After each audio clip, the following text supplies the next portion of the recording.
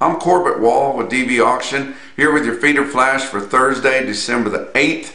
Stopping in here at home base to empty out the suitcase and fill it back up. Headed out to Nashville, Tennessee to the U.S. Cattlemen's Association's annual meeting on Thursday here and be here through the weekend. I had a great time out at the NFR and saw lots and lots of feeder flash gang members out there. And I appreciate all you guys that watch this, and I realize you can't watch it every day and you can't always watch it all, but I go through the progression of the report, and you guys can pick in there and find what you want, and usually jump ahead or whatever you need to, but I'm not sure if everybody knows how to get the report. And if you're seeing the report and you'd like to get it more regular, and I know not everybody's getting it as often as they think, because the guys that I would see out in Vegas that go by say, "Hey, I watch your report every week." And I'd say, "But I do it every day." So, an easy way to get this report is to text the word flash, or basically you can text any words, to 209-CORBETT or 209-267-2488.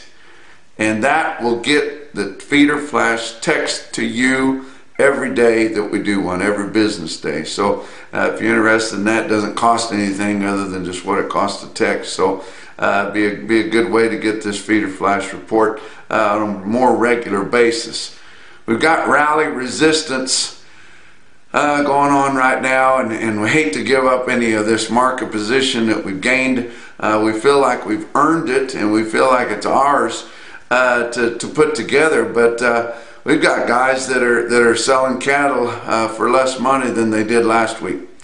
And we got some guys that are dug in trying to keep this market going, or at least keep it steady, but we've already got guys that's taking less money this week. The board not keeping up with cash at all. We're here mid-December, and we're under 152 when we had a 156 market last week.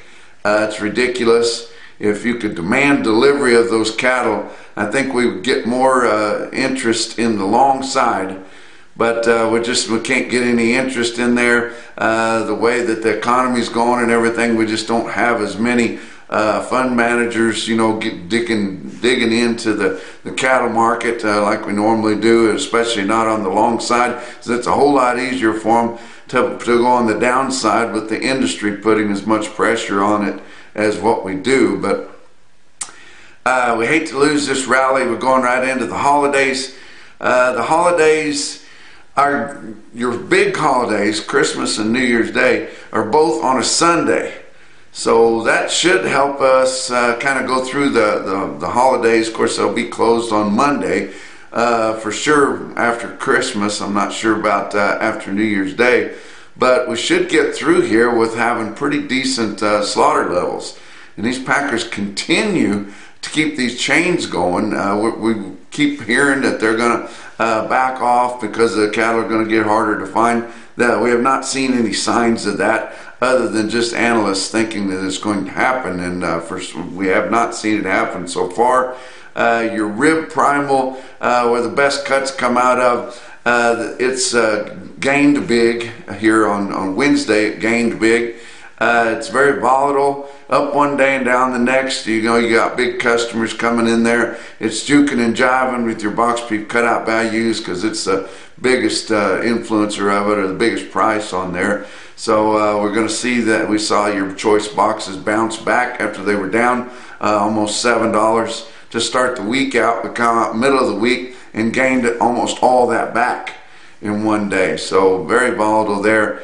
But dang, we just hate to give up the market whenever we know there are relatively tight supplies of market-ready cattle, extremely tight supplies of those high choice and prime cattle, and guys getting frustrated and selling them. Of course, we got colder weather coming in. It's just costing so much to feed those cattle, especially late in their feeding cycle there. So, it's probably costing well over $2 a pound to put those pounds on. They get those cattle right up to the end. They don't really want to hold them. The Packer Myers know they don't really want to hold them, especially going into a storm. And so they're just easier to trade with, and jumping at that basis also. Let's talk about your board. On Wednesday, December live cattle futures up 37 cents, is all at 150.192. February down 7 cents at 153.55. Feeder cattle for January down 90 at 180.90, still trading at a pretty decent premium to what your index levels are. March down 90, also at 183.25. Corn, Chicago Board of Trade up 2.25 cents a bushel at 627.75. Beans up 17 cents at 14.72. Fat cattle, we did see a little bit of trade, and we're seeing it trickle in. Probably more happened after hours on Wednesday that we don't all know of, but we did see some trade in the northern plains at 156. Not a ton of it, but we did see some 156. We heard of some 157. They're probably wanting to cream the best cattle at the 157. Probably some trade at 157, but it happened after 2 o'clock, so we didn't get to see it on those reports. We did see one trade in Texas at 153. $2 lower than what we had to scratch and claw to get last week. But like I say, it's pretty frustrating for those that are on looking, and we got a whole lot of people sitting on the bench rooting, and they don't ever get in the game because they're just in some kind of a formula deal, or just scheduling the cattle in. That's all they're doing. They never negotiate for a price. Iowa, 1,000 head sold on Wednesday at 156. Only sold 1,300 head for the week. Did have a little 247 dressed in there too. Nebraska, 11,100 at 156 live and 246 to 247 dressed. Didn't have much trade other than that, just 11,800 head for the week. Kansas has sold 700 head on the northern side, dressed at 247. It doesn't help us, establish what the live price is going to be in the southern plains. But Texas, 1,300 head at 153. Very disappointing there. Box beef cutout values, like I said, volatile and up big on the choice on Wednesday. Up $6.31 at 248.96. Selects were up just 63 cents at 219.77. Your choice select spread is widened up there to $30 almost again. Slaughter, like I said, 382,000 through the first 3 days of this week. That's just 2,000 less than last week and 17,000 more than the same week a year ago. Talk about what else is going on. Livestock Risk Services with Dakota Moss. They got their head office at the Exchange Building, Oklahoma National Stockyards in Oklahoma City. He's got several satellite agents all around that area in every direction. If you've got questions about LRPs, or you want to get one, or you want to know how they work, or I had a friend of mine that called in there. He was unsure about something, and he said he talked to Dakota, and he straightened that all out with him, and got him fixed up. So just give him a call there. Livestock Risk Services. You're interested in LRP policies. Talk about your feeder cattle market, your real-time index on DV auction.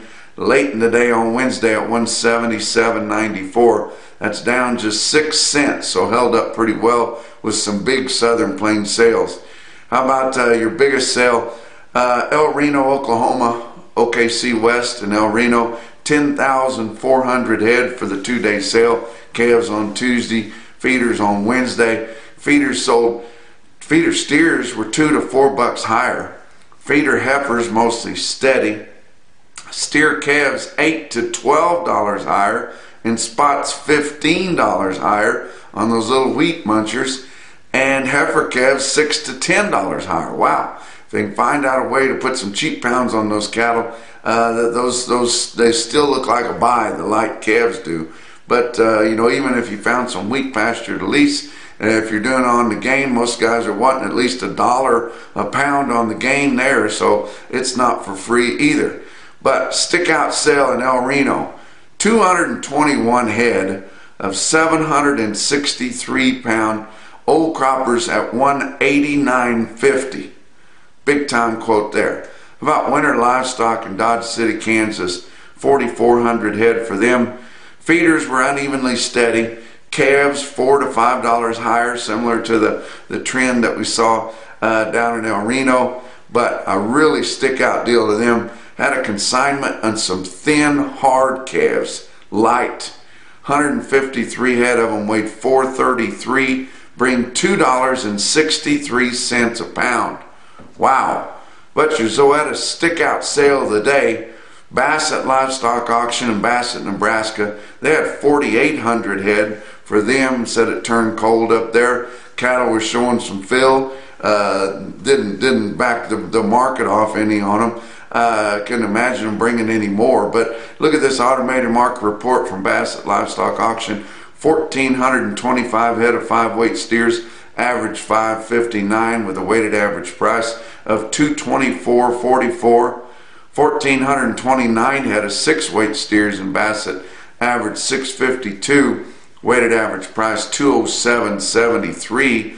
And then on the heifers, you notice they are keeping heifers back, guys. Only 638 head of heifers in the 5-weight category, average 538 with a weighted average price of $199.25. Few stick out deals, and some we don't talk about from some areas that we don't see very often. How about Tri-County Stockyards in Motley, Minnesota? They sell 95 steer calves, weigh 587 for $2.20 a pound. I thought that was pretty impressive. How about Tri-State Livestock Market in Abingdon, Virginia? They sell 64 feeder steers, weigh 815 at $179.85. But the most impressive quote that I saw on Wednesday, your Macrison No BS top quote for the day, indeed come out of Bassett Livestock Auction, was 92 head of steers, weigh 606 at $223.50. That's your feeder flash for Thursday.